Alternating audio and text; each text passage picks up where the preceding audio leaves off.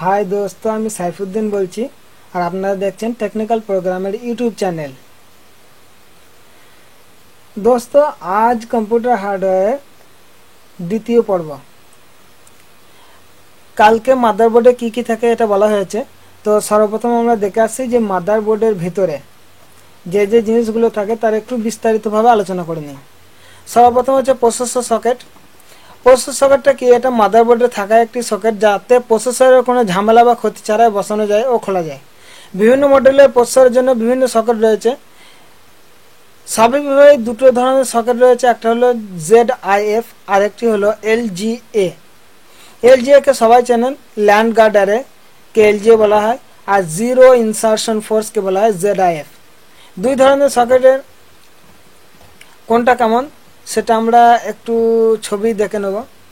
যেমন সর্বপ্রথম আমরা দেখব ZIF প্রসেস সকেট।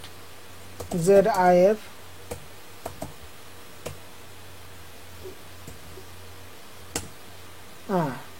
এই তো এসে গেছে। এটা হচ্ছে ZIF প্রসেসর সকেট। আর তারপরে একটা হচ্ছে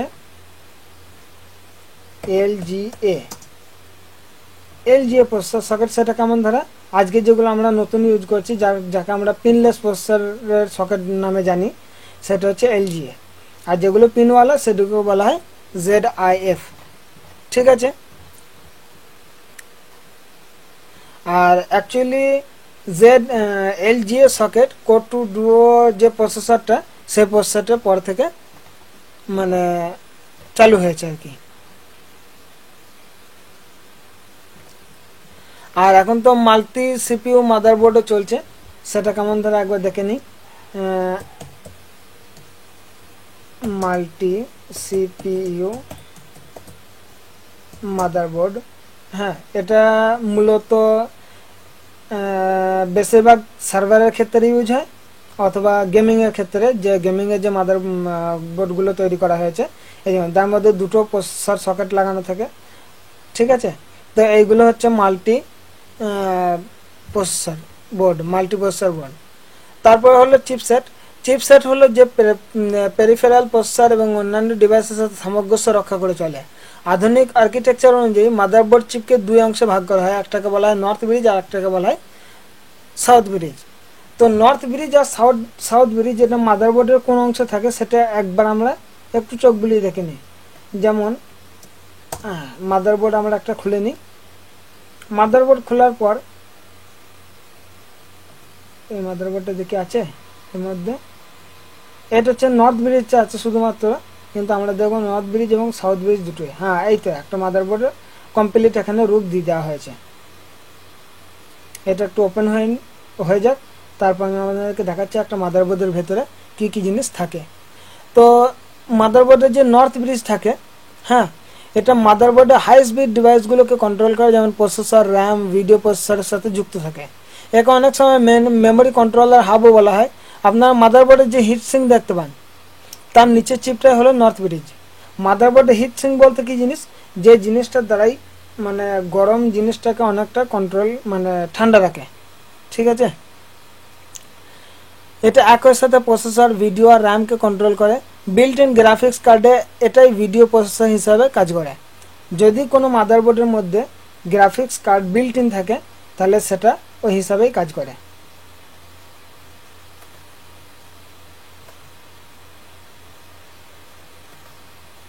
একটা বেশ বড় পাড়া পেলে ভালোভাবে দেখানো যেত।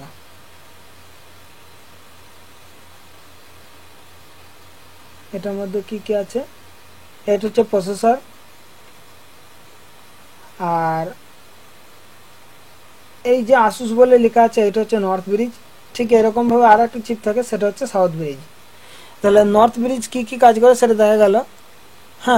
আর সাউথ ব্রিজ কি কাজ করে? যে মাদারবোর্ডের অন্যান্য স্লো স্পিড ডিভাইস যেমন বায়োস, PCI ব্যাস, USB storage device, clock, audio device, NIC ইত্যাদি কন্ট্রোল করে যে চিপ, সেটা হলো সাউথ ব্রিজ। আপনার মাদারবোর্ডে হিট সিঙ্ক ছাড়া যে আরেকটি বড় চিপ দেখতে পান, প্রতিটা মাদারবোর্ডেই থাকে এখনকার। তো সেই মাদারবোর্ডে আমি দেখিয়ে দিচ্ছি আপনাদেরকে যে এইটা প্রসেসর আর এইটা হচ্ছে যে হিট সিঙ্কওয়ালা, সেটা হচ্ছে আপনার নর্থ ব্রিজ।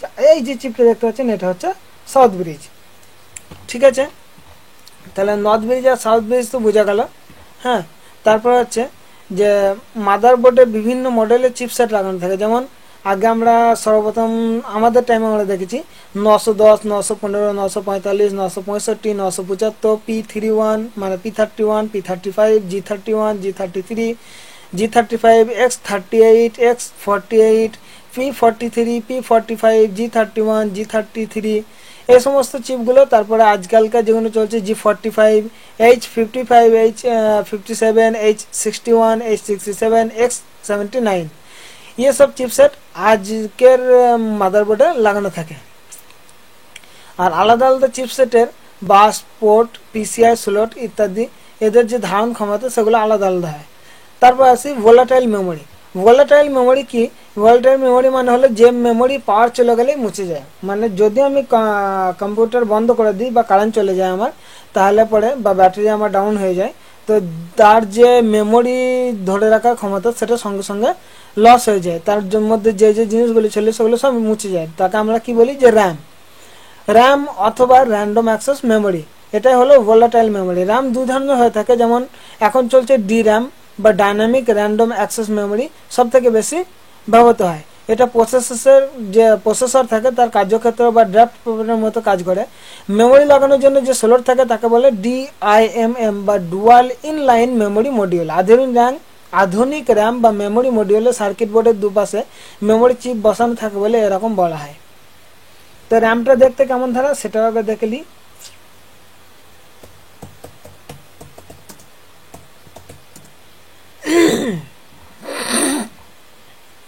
আর বিভিন্ন ভার্সনের জন্য মেমোরি স্লটের ডিজাইনগুলো আলাদা করা হয়। আর র্যামগুলো, হ্যাঁ সরি নেটওয়ার্ক ডাউন এর মধ্যে তো এইগুলো হচ্ছে মানে অ্যাকচুয়ালি এই যে কালো কালো দেখতে পাচ্ছেন, হ্যাঁ এগুলো হচ্ছে এই যে সাদা সাদা, এগুলো হচ্ছে র্যামের স্লট। র্যাম বিভিন্ন ধরনের হয় বলে বিভিন্ন ধরনের স্লট এবং এদের ধারণ ক্ষমতা আলাদা আলাদাভাবে হয়। ঠিক আছে, আর নন ভোলাটাইল মেমোরি যেগুলো পাওয়ার চলে যাওয়ার পরেও যে সমস্ত ডিভাইসে স্থায়ীভাবে ডাটা রেখে দিতে পারা যায় তাদেরকে বলা হয় non volatile memory. Hard disk, optical drive, flash drive ইত্যাদি এগুলো হলো নন ভোলাটাইল মেমোরি। তারপর হচ্ছে সিস্টেম ক্লক। সিস্টেম ক্লকটা কি জিনিস? সিস্টেম ক্লক হচ্ছে, এক মিনিট আমার নেটটা চলছে না। আচ্ছা, তো সিস্টেম ক্লক হচ্ছে মাদারবোর্ডে একটা আইসি থাকে যেটা নির্দিষ্ট সময় পরপর সিগন্যাল উৎপন্ন হয়। আপনারা জানেন যে ইলেকট্রনিক্স ডিভাইসগুলো কাজ করে স্পন্দনের সাহায্যে। এই টাইম সিগন্যাল জেনারেটর পিসি চালু হওয়ার সময় নির্দিষ্ট মানের সিগন্যাল উৎপন্ন করে দেয়। তবে এই স্পন্দনকে পরিবর্তন করে আরও বেশি পারফরমেন্স পাওয়া সম্ভব, যাকে বলে ওভার ক্লকিং। এটাই হলো সিস্টেম ক্লকের আইসি। ঠিক আছে, আমার নেটটা চলছে না, নাহলে এখনই আপনাদেরকে সিস্টেম ক্লকের যে আইসি সেটাকেও দেখাতাম। হ্যাঁ, ICS কোম্পানির মানে কাছ থেকে পাওয়া গেছে। আর তারপর হচ্ছে এক্সপেনশন স্লট। মাদারবোর্ডে বিভিন্ন পেরিফেরাল যুক্ত করার জন্য বেশ কয়েকটি PCI বা PCIe স্লট থাকে। এগুলোতে land card, sound card, video card, TV card, modem, wifi card ইত্যাদি লাগানো যায়। এখনকার মাদারবোর্ডের PCI স্লটগুলো যেরকম দেখতে সেটা হচ্ছে, দাঁড়ান একবার দেখি আমার নেটটা চলছে নাকি।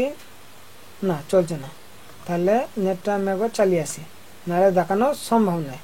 এটা আমি ডিসকানেক্ট করে দিই এখান থেকে, আর ডিসকানেক্ট করার পর আবার রিকানেক্ট করতে হবে, এর ঝামেলা।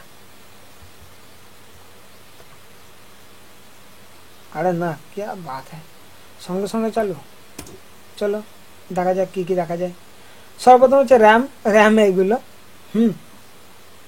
র্যামের মধ্যে যেমন থাকে DDR2, DDR3 এখন যেটা চলছে। আচ্ছা, তারপরে আমরা দেখব যে PCI স্লট বা এক্সপেনশন স্লট এগুলো কেমন দ্বারা হয়। একটা মাদারবোর্ড ওপেন করলেই দেখতে পাওয়া যাবে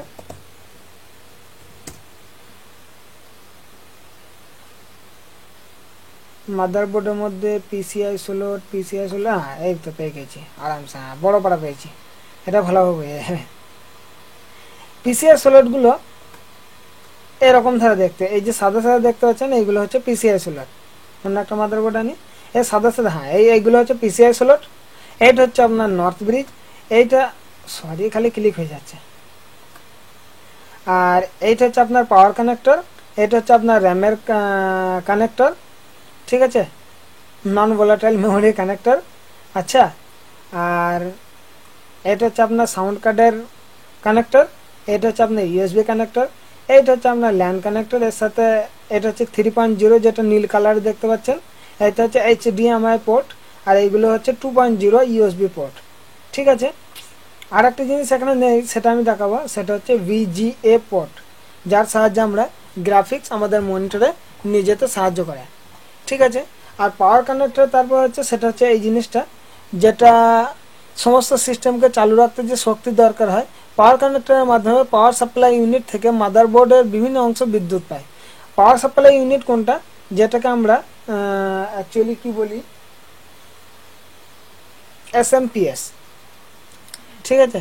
এটা সাধারণত 20 পিন হয়ে থাকে, এটা 20 পিন আছে, আর এখনকারগুলো 24 পিন, ঠিক আছে। তো এইগুলো হচ্ছে মানে অ্যাকচুয়ালি পাওয়ার কানেক্টর। পাওয়ার জ্যাকটা দেখতে কেমন ধারা সেটা আপনাদেরকে দেখিয়ে দিই, যে যেটা SMPS থেকে বেরিয়ে আসবে, SMPS, সরি, হ্যাঁ, এখানে একটা এই যে জিনিসগুলো হচ্ছে, এইগুলো হচ্ছে আপনার পাওয়ার কানেক্টর বিভিন্ন ধরনের। এইটা হচ্ছে আপনার, দেখিয়ে দিই আপনাকে, এইটা পাওয়ার কানেক্টর। হ্যাঁ, যদি 20 পিন লাগানোর প্রয়োজন হয় তাহলে শুধু এই কানেক্টরটা লাগানো, যদি 24 পিনের প্রয়োজন থাকে তাহলে এই কানেক্টরের সাথে লাগিয়ে যুক্ত করে তারপরে ওটা পাওয়ার কানেক্টর হিসাবে দেখানো হবে। এটা হচ্ছে কমপ্লিট SMPS। এর মধ্যে এই একটা পাওয়ার কানেক্টর থাকে, এটা তো মাদারবোর্ডে লাগানোর জন্য। এটা আগেকার যে হার্ড ডিস্কগুলো পাওয়া যেত, যেগুলো আমরা পাটা হার্ড ডিস্ক বলি, সেগুলোতে লাগানোর জন্য। এবং এইটা হচ্ছে একটা মানে মাদারবোর্ডে এটাও পাওয়ার কানেক্টরই, 4 পিন, যার সঙ্গে গ্রাফিক্সের সম্পর্ক রয়েছে, তো এইটাকে লাগানো হয় ওখানে। আর তারপরে এখনকার যে SMPS আছে, দেখিয়ে দিচ্ছি নিউ মডেল SMPS কি আছে। এইগুলো হচ্ছে আপনার সাটা কানেক্টর, সাটার পাওয়ার কানেক্টর, সাটা ড্রাইভে লাগানোর জন্য, ঠিক আছে। তো আজকে এই পর্যন্তই, আশা করছি আপনাদের ভালো লেগেছে। আর যদি ভালো লাগে তাহলে লাইক এবং শেয়ার করতে ভুলবেন না। আর আপনারা যদি এখনও পর্যন্ত আমার ইউটিউব চ্যানেলকে সাবস্ক্রাইব না করে থাকেন তাহলে অবশ্যই সাবস্ক্রাইব করে দেবেন। সাবস্ক্রাইব করার জন্য আপনারা ইউটিউবে যাবেন, ইউটিউবে যাওয়ার পর কি করবেন, যে আমার ভিডিওটা ওপেন করার পর, যেমন আমি এইখানে আমার ভিডিও একটা এখান থেকে ধরুন যেমন একটা ভিডিও ওপেন করে নিচ্ছি, ওপেন করার পর আপনাদেরকে দেখিয়ে দিচ্ছি যে এই যে সাবস্ক্রাইব বাটনটা আছে, এটা সাবস্ক্রাইব করে দেবেন। হ্যাঁ, আর এইখানে যে ঘন্টাটা আছে, ঘন্টায় ক্লিক করে দেবেন। ওকে, তাহলে হয়ে যাবে। ওকে, তাহলে আজকে এই পর্যন্ত, আল্লাহ হাফিজ।